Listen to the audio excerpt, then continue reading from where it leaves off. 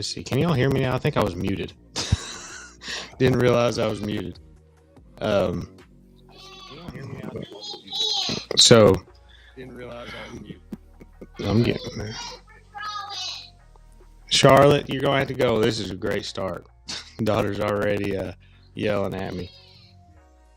No, Charlotte, you're gonna have to go. Wow, we've been fine forever. I'm gonna bring on my buddy and Pickle. Go ahead and join in with me. I'm gonna. Hey, good evening. How are you doing? Can you hear my daughter in the background? Yes, a little bit, but also that static is back. It's back? It has, yes. Every time you speak, there's a bit of static with your voice. Let's see. How's this doing? Is that any better? That fixed it. Yep, you're good. Okay. She's just yelling. Welcome to the channel. I'm going to go over here real quick and get this kid.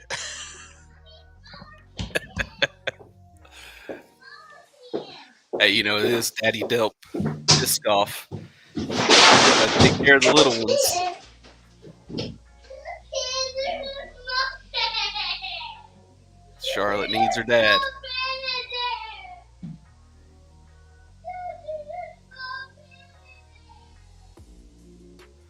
Well, I guess I'm on here. I should probably say something.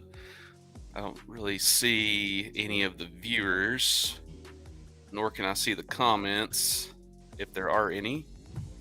But basically, I'm here tonight because Basinger was unable to make it. Delp actually talked to him. He may have something to say about that. I'm not sure, but he wasn't able to make it. So I'm here, and hopefully I can take over Basinger slowly. Okay, I think I'm back for now. Sorry about that. Sorry about that. Yeah, sorry about that. I was trying to pull up YouTube so I could actually see any comments or anything, because I won't be able to see any of that. I got you. In here this way. Maybe I could just bring it up on my computer in a separate window. Anyways, like I said, welcome to the channel. It's going to be Murphy's Law, it seems like. Anything that can go wrong will go wrong. So I don't know what all you might have told people. But, yeah, we're here. Obviously, Basinger's not here with us at the moment. He had a family emergency he was taking care of. So Pickle has jumped into his spot, and I appreciate it. Hey, no problem. Glad to help out. So basically, what the idea of this show is going to be for me is Basinger has his show that we're doing over on his channel, and it's going to be us reviewing courses that we've played and just what we throw. This podcast is just going to be us talking about anything and everything disc golf that we can think of and just what you all want to hear. So wanted to give you a heads up on what this podcast is. This one is called Just Huckin' Around. It's Basinger and me. Sometimes Pickle or whoever wants to come on will allow it. So let's see. I got Pickle. I see your comment on there. So how have you been? Hey, man, I've been pretty good. Played a lot of tournaments this year. I think I've finished with around 10 or so. It's actually the most tournament heavy year that I've had since I started playing disc golf in 2017. But it's been an experience. I was actually expecting to have surgery in February, so that did not happen. And I think that's something that really pushed me to get out there and play more and compete more, was the fact that I was looking at like a 9-month recovery process. And then once that didn't happen, I was just like, all right, we're doing this. I'm going to play more, compete more, and just kind of, really try to work on my rating, try to get my skills up, and just get out there and compete and do the best I can. Hey, I feel you on that. Yeah, I remember when you were about to have that, and I was trying to get you to come play the Ridge, and now I got to get you to come play the Ridge. I've been wanting to come up there, man. I've seen some pictures. You guys have done a lot of good work up there. I've been up there before, like early, way early, because it's the same spot that me, you, and Basinger filmed at, right? That's a different place, actually. So Oh, you're thinking Camp Bethel up yes. there? I'm thinking Camp Bethel. So the ridge is literally maybe a half a mile or a mile away from the Fraley Park. Oh, okay, I got you. So there's the graveyard that's next to Fraley. It's over the graveyard in a bunch of woods. It's just 100% woods. Maybe I try to explain to people that if you've played Harmon, thinking kind of like 19 through 27, but for 18 holes, kind of that amount of woods, Okay. just for every hole. Maybe not quite as long on every one of them, but there's like a couple that are around 400, one 500 footer. So there's 4 par 4s on the whole course, and the rest are par 3s. But Nice. very tight, so very different from what Fraley is, for So sure. basically, like super technical. Yes, I mean pretty much what I think we're going to end up producing is just a bunch of accurate people that can throw 250 or so at least, because you don't need a whole lot of distance there to score that course. I mean, it makes you feel like you do at first, but you can throw a putter or a mid just as far as you need to get to be in position. It's a lot of position and then staying in the fairway type of golf. Gotcha. Yeah, placement. Yeah, a lot of placement. And that's my favorite kind of. That's why I like Harmon a lot. So. Oh, me too. Yeah, Harmon's been one of my favorite courses. I was very fortunate to move to Kingsport back in 2017 and get to play in the Tri-Cities for a few years before I moved up here to Knoxville. But when I was living up there, 20 minutes from Harmon, it was almost a daily occurrence to go out there and play, and hey, it made me a better disc golfer for sure. Yeah, I mean that's been my favorite course for a while. I was asked recently if that's still my favorite course, and I say I got some bias now, but I think it's still my non-Big Stone Gap favorite course to play because I do like the ridge. I mean, I gotta like what I made. So that static is back. oh man, I don't know what it is. It's just like me turning one thing off and then turning it back on. Are you wired in or on Wi-Fi? I am on a Wi-Fi connection right now, so it could have something to do with that. But I took that echo cancellation off to see if it would help. I think it's anytime I make a audio switch, it just does it. So looks like Donnie Robbins said, "What's up? What's up, Donnie?" Yeah, so Donnie right there, he's a local. He's helped me quite a bit on the ridge, so I appreciate Awesome. Donnie a lot. He's here, I'm gonna put a thing up for Donnie. Nice. I appreciate you, Donnie. But no, we've done a lot of work up there. I've spent too much time up there. What is going on back there? Got some flashing going on. I've seen some pictures. I guess just I thought I had been there before, but since I haven't, my assumption is it's going to kind of be like a lot of up and down shots, or how very. It's very tight, and you deal with elevation changes almost on every single hole. So it's like hole 1, you go up 30 feet. Hole 2, you go up another 20 feet. Hole 4, you're going back. Hole 3, you're going down like 46 feet. So, I mean, it is just constant up and down. And that's where it's only about 5,000 feet, like 5,200 feet or something like that. But it feels like you're playing like a 7,000 foot course because some of the par 4s, like hole 6 is 350, 360. Something like that, but you're going up 52 feet in elevation once you get to the basket. So, I mean, to get to the basket, it takes like, well, I don't even know if you can get to the basket, to tell you the truth. Like, you can get there in a good spot, but there's only been one par 4 2'd, and it's been eagled a couple times. So, it'd be a shot you'd like to throw because I've eagled it, and other locals eagled it like twice, and it's all usually been a forehand flex over forehand. It goes about maybe Maybe probably takes like 360 feet of power, maybe. But it's just a really hard shot to execute. But that's that course. It's a lot of that. Like I said, that Harmon Hills kind of back nine type of. I guess you call it the back nine. I call it the back 9-9. The back nine. Back 9. Yeah. Have you played the new temp layout that's there for that field area where they added another 9? No, I actually just heard about that recently from a friend of mine. I shout him out, Sam Henley. He plays a lot up there, and I played with him recently, and he was telling me that they've actually added that. The last time I played Harmon was I came up and played a practice round for the gold layout. Oh, okay. And that was pretty challenging. You know, it was some 1,000-footers in there. But man, I will say another shout out. I don't know if he'll see this or not, but to Tim Barr, because you know, I was, like I said, lived in Kingsport for 3 years, played quite a bit of Tim's tournaments while I was there, and was always a great time.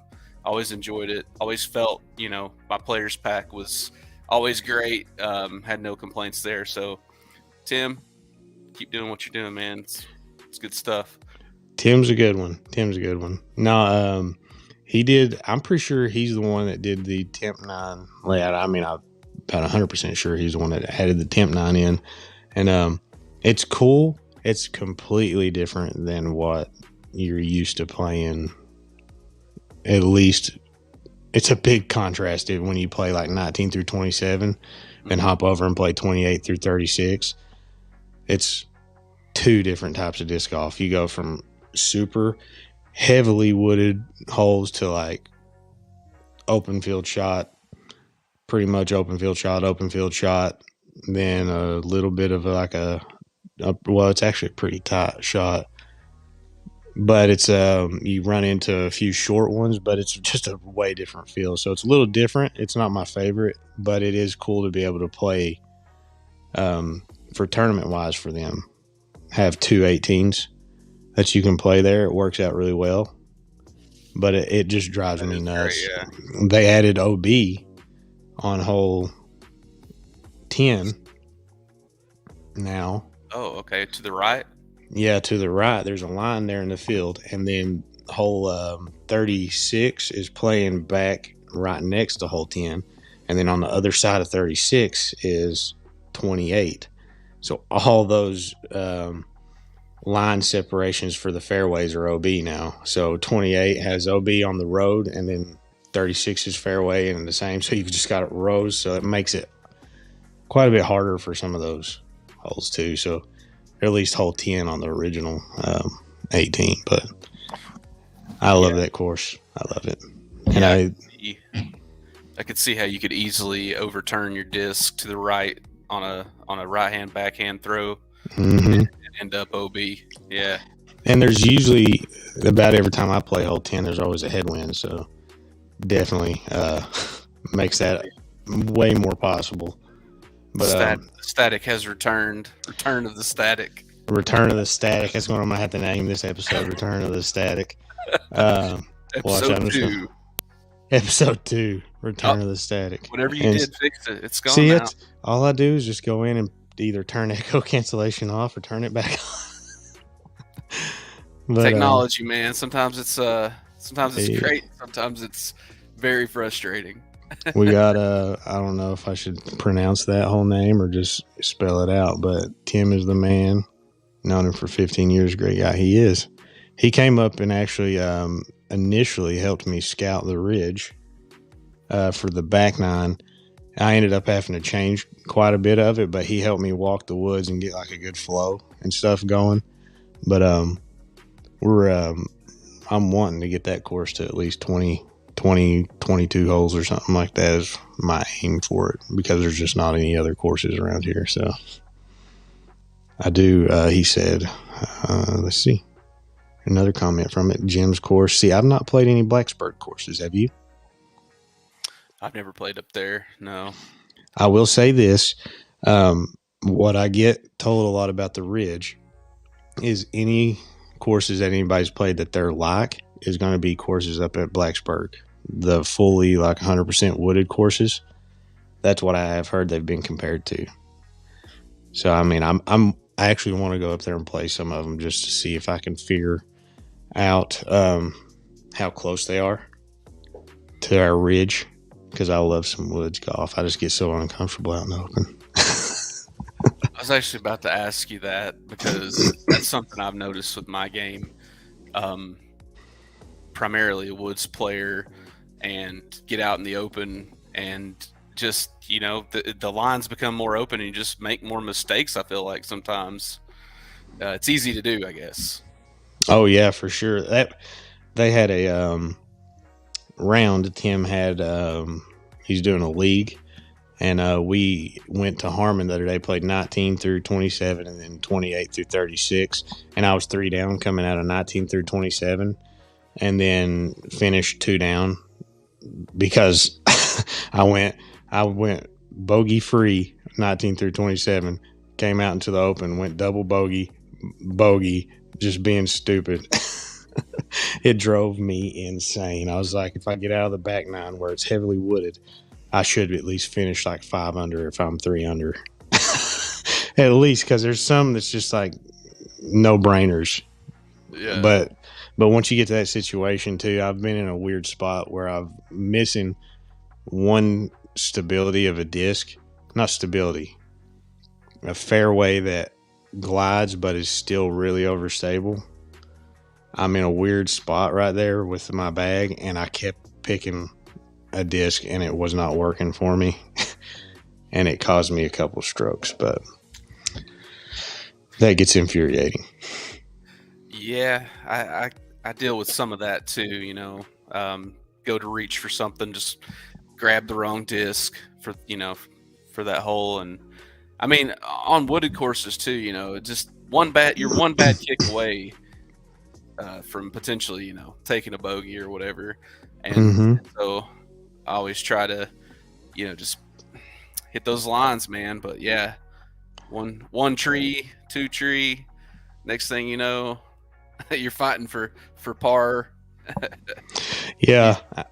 I mean, that's one thing I like about wooded disc golf, though, is I love that you, in general, are rewarded for being on your tee shot. And then if you're off, you're showing what's off. That's why I've never really liked open disc golf and stuff. Fraley always got annoyed with it because you can shoot pretty under sometimes in open, unless there's a lot of OB. That changes stuff up. But I hate that you can grip lock something out in the open and still have a shot for a birdie or something like that. Like I like being enclosed, tight spaces. It's that tunnel vision, man. Yeah. I kind of equate it to if you've ever been like kayaking, and as you're going down the river, you see the V's. They want you to follow the V's, kind of if you're doing any sort of whitewater. And so, whenever I play, I kind of think of that sometimes. Those lines, those V's, like you just stick to that. And in the woods, you will get that tunnel vision. So when you step out into the open where you can just, go wild, it can kind of get a little intimidating.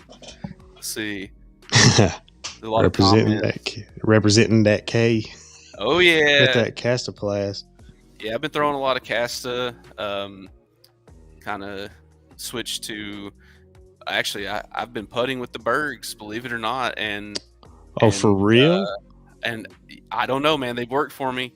I have a lot of people ask me, "Oh, you put with the Berg?" I'm just like, well, they are K3 Bergs, and what I like about them, I like the grip on them because I switched to a spin putting style rather than a push putt, and I feel like I'm able to just hit my putting lines better, more accuracy. I have a Rico. And I do use that on occasion as well, but the K3 Bergs is what's been getting it done for me lately. So. I will say, I messed around because I bag two birds. I bag a K3 and a K1. And I'll say I've messed around with it a few times because they are great for windy day putting, I think. Like if you're far away, if you put them right at the basket, the K3s, they're going right at the basket. It's just whether you putted it hard enough. Is the thing with me is like I mess with them some, and like I said, if it's windy, I'll use them. But that drop is what got me. Is like I like a glidey putter for making it easier for me to putt. So that's why I didn't put them. But I can see why people do, just because they are. If you put them on that line, it's going to go straight at the basket. They're not going to hyzer out or anything. So. Yeah, the static has returned. Revenge of the Static Part 2. It might be my Wi-Fi or something. I don't know. Watch this. It's clear. that cleared everything up. I guess you just have to do that on occasion for now until we kind of figure out what that is. Just bounce it back and forth. Now we have oh boy again. Let's see. Vince Worley's course. I have not. He said up in Bedford area. The only course I've played in Bedford is New London Tech. And wow, what a beast that place is. If you've not played it before. Oh yeah, he said Static was back, and he likes the Nomad. I messed with the Nomad for a little bit. Nomads are good. They were a little deep, so I ended up not using them too much, but I did like the flight of them. But have you played that New London course by chance? I don't even know what that is, so educate me. Okay, so first off, have you watched any of the foundation videos that they do much? Like any foundation challenge videos or anything? I have seen some of their stuff, but I haven't watched anything recently. So back before when Macbeth still lived in Bedford, that's where he moved to with the foundation guys. He designed a New London Tech. And it was before he was designing his course at his house. I think he was doing them close to the same time. But, oh my gosh, you talk about a wooded course. It's just got crazy distance, OB, and just, I don't know. It was insane. I played it at Battle for Bedford last year. We played, played 3 rounds, and they were all at New London. I think I averaged like 970 or something golf, and my best round was +7. Yeah. I think I shot a +7, a +9, and a +10 or something like that. And I'm pretty sure my average is right around 970 or something. Like the first round, I think I feel like it was +3 or +4. It was like 1,000 rated. It was insane. Yeah, I don't know how to pronounce that user's name either, but he says, my boy Isaac won intermediate at New London course. He shot +19, and he won 3. Man, staying fairways this Saturday. It rated out like 935. That course, I'm going to have to look this course up because, no, I have not heard of it. But, man, that sounds like you need to put every shot like on the money. It is. I actually did a video. I think I did 2 videos there because we went and practiced it a day early, and we did like a little course preview of it on my channel. And then I did like a Hard Knocks video where I just put like all of our bad shots or something in it.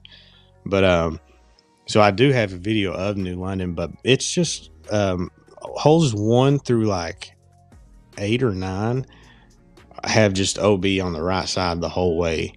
And like hole 1's not too bad. It's pretty easy to par, but hole 2 is one of the really hard holes. OB the whole right side. It's like 900 and some feet, maybe like a 50 to like a 80-foot wide fairway at times, and it doesn't really get much wider than that from what I can remember. It's just like a tunnel that just snakes. And then you get to hole 6, and it's 1,200 feet with OB the right side the whole way, with just as tight of a fairway the whole time. And I think the best I did on that hole was a 6 is a par 5. I got a 6 the last round, and I went putter, mid, putter, putter, putter, putter. Because I was like, I am tired of taking 7s and 8s. So I was like, I'm just throwing down the middle. Yeah. But the tee shot just makes it to where you can't really bite off hardly more than 300 feet because it kind of goes to the left. Yeah, took a 10 on that hole. Yeah, I was on that card that the round that I took a 6 on it, which was a bogey. That was the best score on my card. Was a 6. And mind you, like I said, I played open. So I mean, there's good players out there, but it's just because if you get off the fairway at all on that hole, you're not going to get par probably unless you just throw some magnificent shot. If you get off the right side, you're taking a stroke automatically. So it's a fun course. I actually kind of liked it, but it's a nerve-wracking course. It's one of the most like nerve-wracking tournaments I've played because just you've got to be perfect like every shot. Oh, I think I did see that. He said Wiggins eagled that hole, which is just absolutely insane. I think there was 2 birdies at that tournament the whole time that we out of all 3 rounds on that hole, which was nuts to me because Macbeth was playing it, Brody was playing it. There was some good pros. I think Gavin Babcock was there before he kind of popped off on the tour. He had his Prodigy van there, and Melton was there, and there was 2 birdies the whole weekend on that hole, which was just insane to me. Static's back. Yay. I love Static. I'll be your Static moderator. Yeah, it'll be my moderator. Yeah.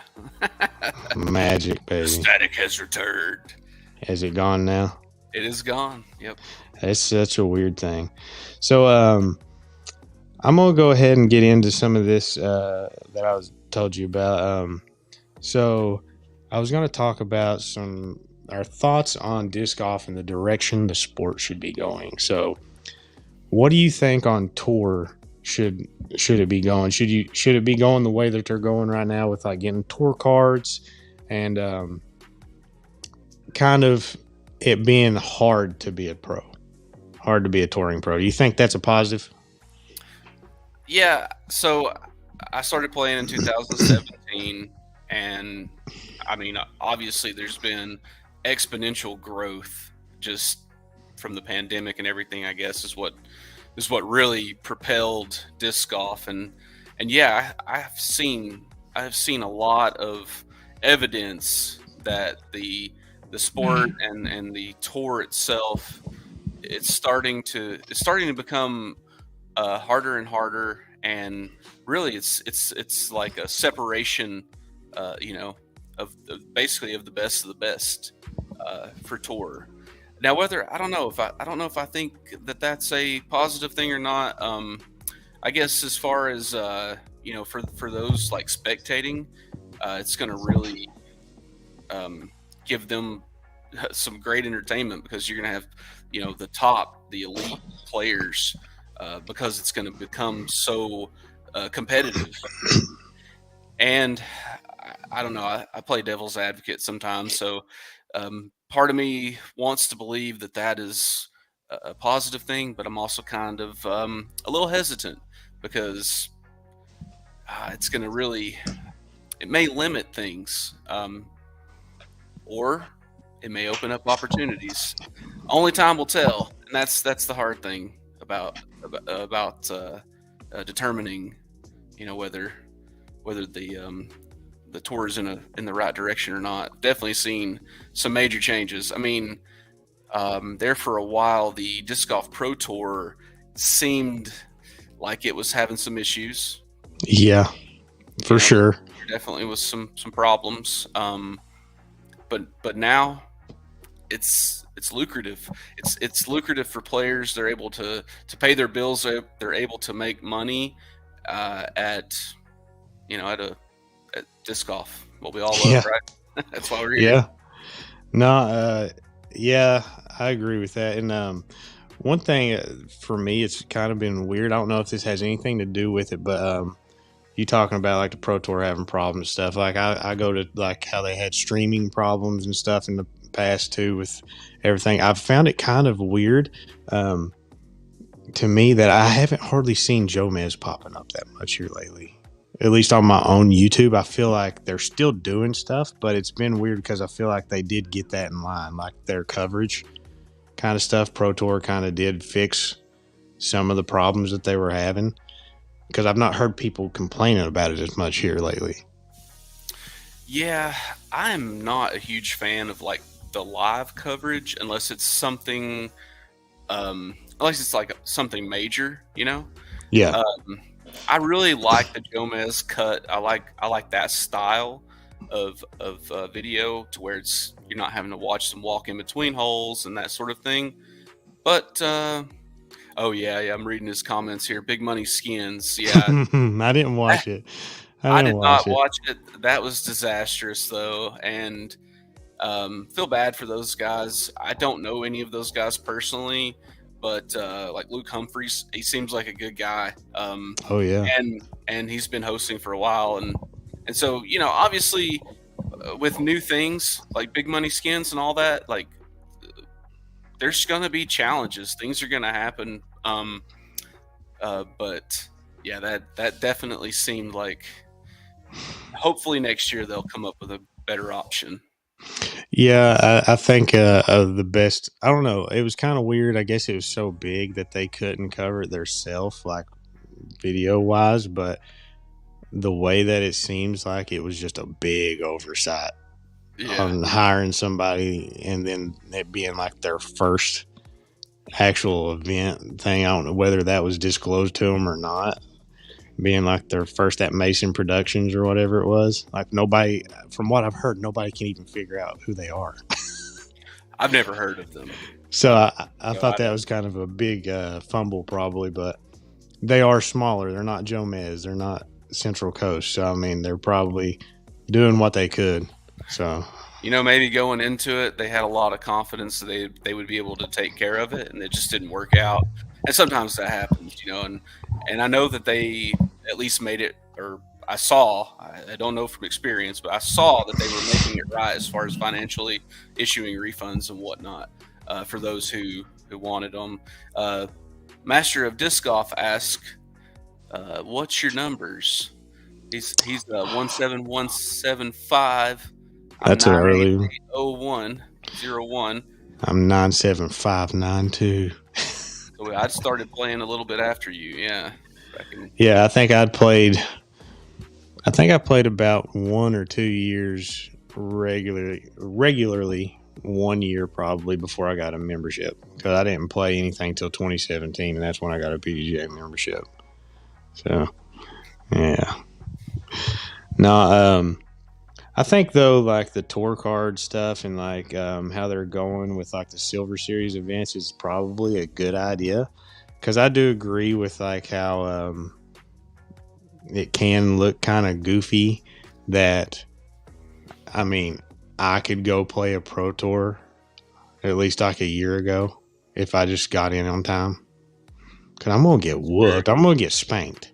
Oh yeah, I'm just taking up a spot like that's all I'm doing. I'm taking up a butt whooping spot like just there for the experience. Yeah, I mean that's basically all it is. And if you're wanting it to go a little bit more mainstream and get more attention, I think that is the way to go. It gives an avenue for people that are newer to go in with that Silver Series stuff. And from what it sounds like, you're getting more points, I think, this year off of the Silver Series as well. So it actually helps them on that side of things too. But I mean, it's going to get more people on coverage, I think, too. Newer players, because the people that don't need it aren't going to be there. Yeah. So you're going to get new faces in and stuff. He said, let's see, let's highlight this one. Whoa, I'm old. I'm not young, but no. I don't know that I don't know. I like to think I'm not old, but I got 2 kids, so. How many kids you got over there, Pickle? I got some fur kids. That's what I was going to say. Cats. That's what I was going to say. I can actually remember back in, I don't know, 2018 or so being like, oh, well, I only have a few years left and be able to play like MA40 And it's just like, oh no, it's creeping up.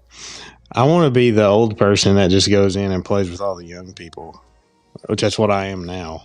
Because Yeah. about everybody I play with is like, oh, you're like 20, right? Or 25? No, I No. wish. Yeah. I wish. And they're like, oh, you're older than I thought you were. Thanks. I'm going to try my best to beat you now. Yeah. Yeah. Let me stretch my back real quick so I don't pull a muscle. They're over there just launching at 500 feet out of the car. I know. Yeah. So, for years, I was involved in skateboarding, right? And Oh, yeah. so I can kind of like visualize because I've watched some recent skateboarding, and I'm just like, what? How? Like the progression is insane. Um, Mm-hmm. and so, just in my short tenure of 5 years of playing disc golf on an amateur level, I have seen so much progression. Maybe it's just because there wasn't as much video coverage, and so like you didn't see as much in the realm of like just crazy shots that people have been able to pull off. Mm-hmm. Maybe you would just only hear word of mouth or whatever, but yeah, the progression has been insane. And just seeing like Caleb Hall's 600 and something foot ace, and Yeah. I've actually played with Caleb, played doubles with him in Morristown, and yeah, he's definitely, if he sticks to playing, and he can pretty much take it wherever he wants to. He's got Well, a heck of an arm. well, he's already achieved something I'm never going to achieve. So that is, for one, throw it 600 feet. For Oh, two, into the basket 600 feet. oh yeah, I mean, same I've played ace. that hole a couple times, and I wanted to play it this year just to see how far I can throw, but we didn't play it at cross states this year. Pro played the Gorge and River Run instead of Boulders and River Run. So I was like, man, I'm not going to see how far I can't throw. But yeah, I've met him once or twice, and basically all I ever say to him is like, hey, you're the one that aced that hole. Yeah. Oh yeah. Don't even know you, but I know you from that now. He's more, he got a lot of attention off that. It was awesome, though. It was insane. Yeah. Beautiful shot. Yeah, I mean, that's awesome for him, though. He's a Morristown guy, right? You said? Yeah. Yeah. Morristown. Yeah. Well, so on the topic of the direction of disc golf, I have my thoughts on this. Should it be going to mostly open, or should there be woods included, or like should it be mostly wooded? What are you on that? I like a mix. To me, variety's the spice of life. So I enjoy either woods or open, but I just know that when I step into the open, I'm gonna have to mentally change my game and work on some things because like I said earlier, we play a lot in the woods. But um, I will say, and it may be controversial, but I will say that one thing that surprises me, because everyone's kind of held to a standard, right? On the course, you got to perform, and here's the layout, and blah blah blah. But what I'm getting to is that elevated baskets and baskets that have like crazy features on them that just Mm-hmm. make it. I don't know, that has always intrigued me as a player, and it creates a level of a challenge that makes it kind of what's the word I'm looking for? It's not uniform, essentially, Yeah, because you go from playing on a basket that's at normal height, and then you go to a basket that's 20 feet in the air because they wanted yeah. to make some cool feature on a course. So what do you think about elevated pins and pins with features and whatnot? I don't want them crazy all over the place. I do say, like, I added an elevated basket on our hole 18 at the new course at the Ridge. I think it's fine. Like hole 18, I like them to be not crazy elevated, but something that sets it apart from the rest of the course. That's one of the reasons I picked 18. Um, the main reason I elevated 18 though is that the hole is maybe 270 feet, completely blind because you're teeing off uphill. So you go uphill and then it kind of starts to dip back down. So a really good shot that doesn't have the distance is going to land about 35 feet short putting downhill. What I was thinking about was lead cards in pro coming down to a tie and them landing 35 feet short. And then I was like, if I elevate this basket, it's going to make that comebacker, if they miss, a 40-footer, or they're going to have to decide to pitch up. And then if that guy pitches up first that's winning or they're tied, the other guy might go, okay, I'm going to run it. I wanted it to be like a separator. So if it's put in the right place, I'm fine with it. I don't like it to like I'm reaching 15 feet up in the air with a pole to get my disc out of it, but I built like a little step up to it, like a little wooden base and step and stuff, make it look nice. And when you pull up to the course, you go, oh, that's hole 18 right there, and hole 1's over here. Or something kind of like how Frank Lorino has their little wood chip green. Right, yeah. It's elevated technically if you're 20 feet out. True. But if you're parked, it's a regular basket.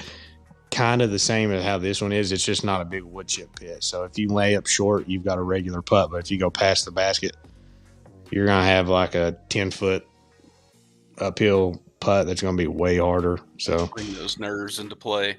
Yeah, and I mean, I actually did it to myself at the tournament we had here lately. I was like, I was on a bad run, and I was like, man, if I can just make this putt here, I'll close a few strokes of myself with the rest of the field. Ran the putt, and then ended up 35 feet deep, and then missed a comebacker. So I went from an easy par to a bogey and I was the only one that hit the fairway on my card. So, and I was the only one that took a bogey. Oh, no. So I achieved what I was trying to do just on myself. Sometimes, man, sometimes we are our own worst enemy on the course. You start thinking, all right, all I got to do is this, and I'm good.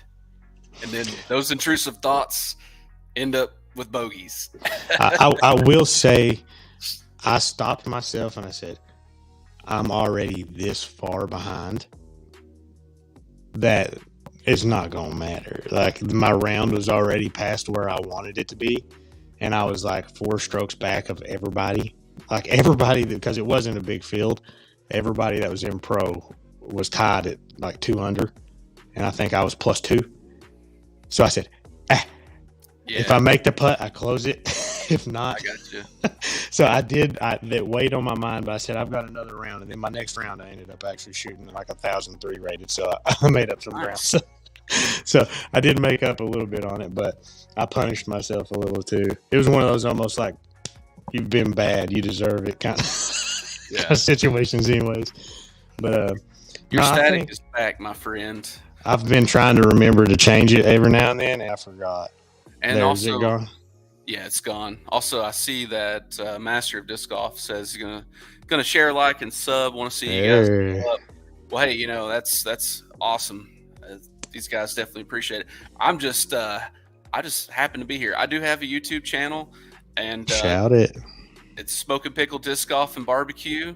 I do a little barbecuing. I don't know. I was wanting to put more videos on there, barbecue videos, but I may just make it an exclusive disc golf channel because, well, the sport, it's grabbed a hold of me, and that's about all I do with my life. So, listen, this guy put me on smoked mac and cheese. Oh yeah, and we've never left it. So it's good. Whatever he's got on the channel, you need to go check it out, because if it's food, if it's disc golf, it's going to be good. But if it's like the smoked macaroni and cheese he made, it's going to be amazing.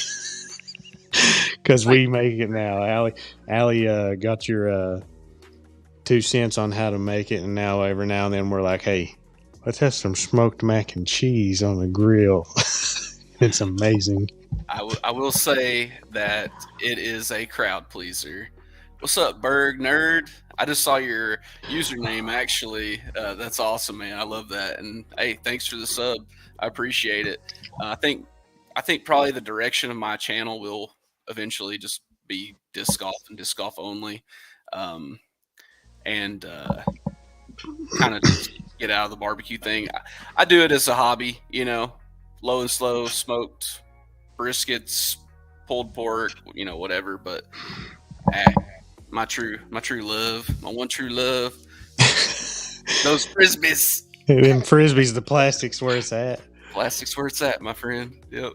I think back to the original thing with me. I think the direction that it has been going in disc golf with like the wooded and open stuff, I don't 100% like it. Like being just open courses and stuff because I think it's the same problem as like if you did it all wooded.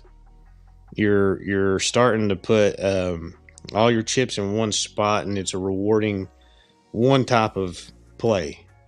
Kind of people that love being in the woods, like me, you like being in the woods, want to be accurate. Don't really have a ton of distance, but they can compete. Because I know people that won't play tournaments that are at a wooded course hardly, or like a heavily wooded course that's short, because they know they're probably going to get beat, but they will play the bomber courses. So I think like it's either needs to be a mix of courses, or their designs need to start getting more specific for tour.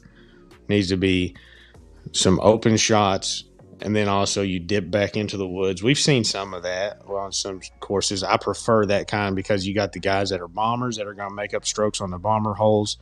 You got guys that are woods experts.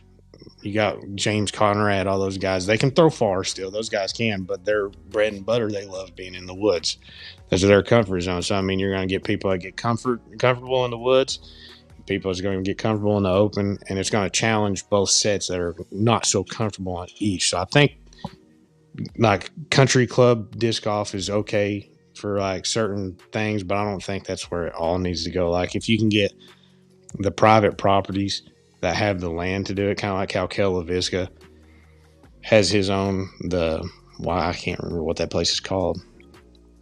It's like right there. The preserve.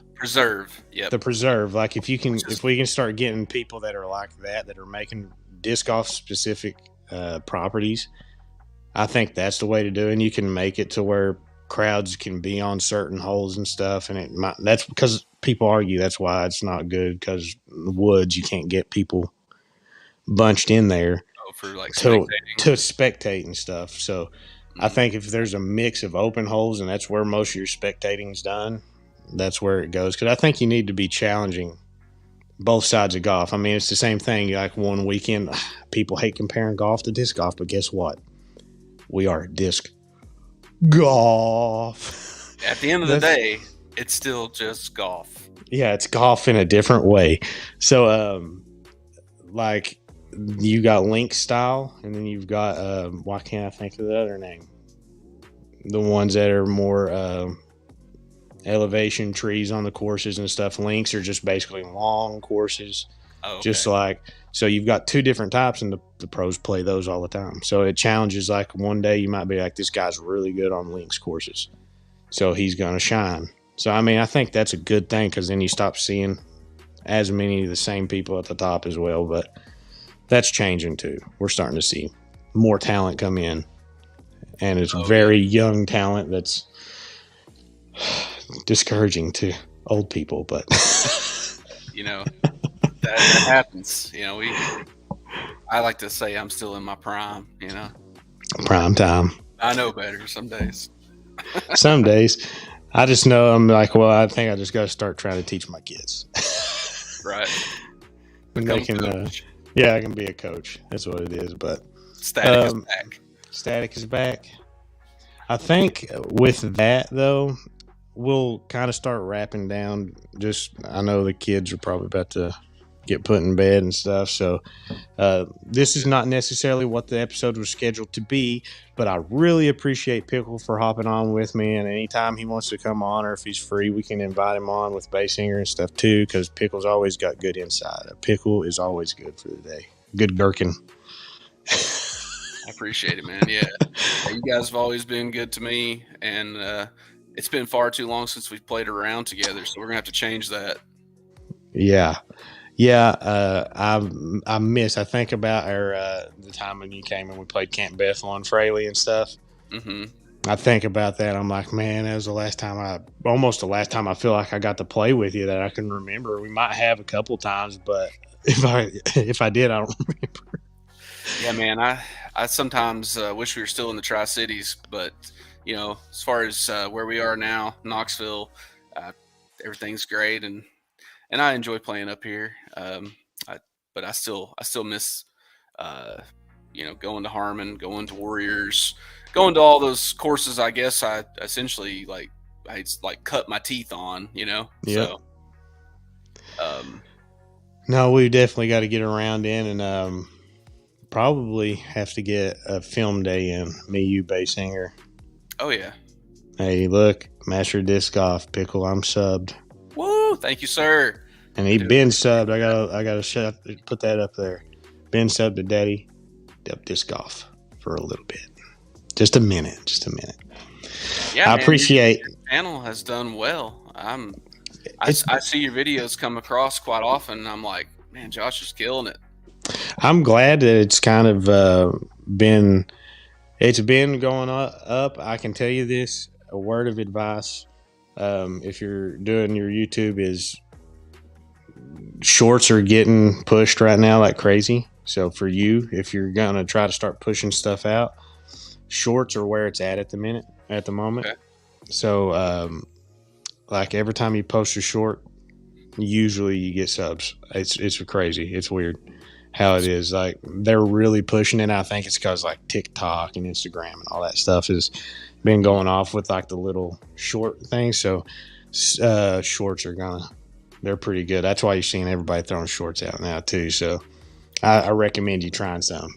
Yeah, I don't have a lot of content. My channel's I think the last thing I put up was I played around at Pellissippi as just like a practice round because I had never played the course before. So I thought, hey, I'll just go out, I'll just play and film. And I think my biggest thing is I am not a very good editor. Or I can do the work, but man, it gets grueling sometimes. So it looks like Master Disc Golf. Thanks, guys. Pickle, I'm subbed. Oh yeah, he says he's been.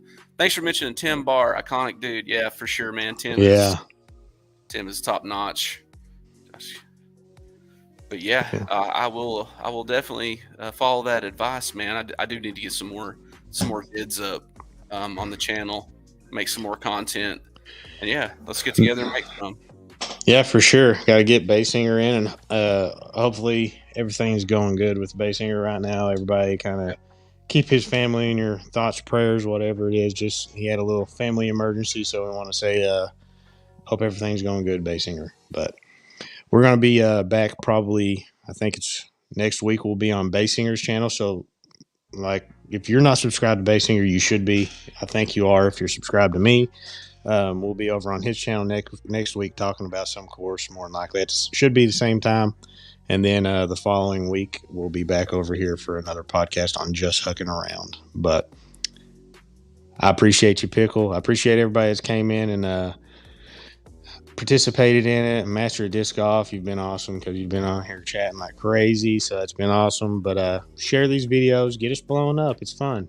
I think the podcast format's pretty nice for the winter time. I like it. Yeah.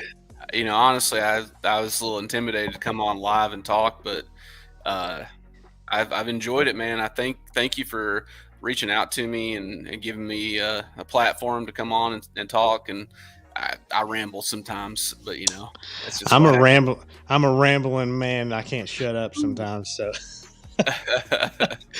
no, I appreciate it, and I'm just happy you were free, so people wouldn't have to listen to me talk for just random for a while. But yeah, the comments help. Being able to kind of like interact with viewers, that definitely helps. So, Master Disc Golf, man, thank you for commenting, for writing in, and everything. It gives us Berg Nerd, Donnie, everybody was out here. Yeah, Berg Nerd doing it. So. Yeah, man, thank you guys. But I think we're gonna call it off. Thank you all. And leave some comments down below if you watch this video and it's not live. What you want us to talk about. I'm always looking for ideas, stuff, because sometimes it's hard to talk. It's about certain things. I can talk all day, but talking about stuff y'all want to listen to. So let us know in the comments. But that's all we got. Till next time. Peace. Peace.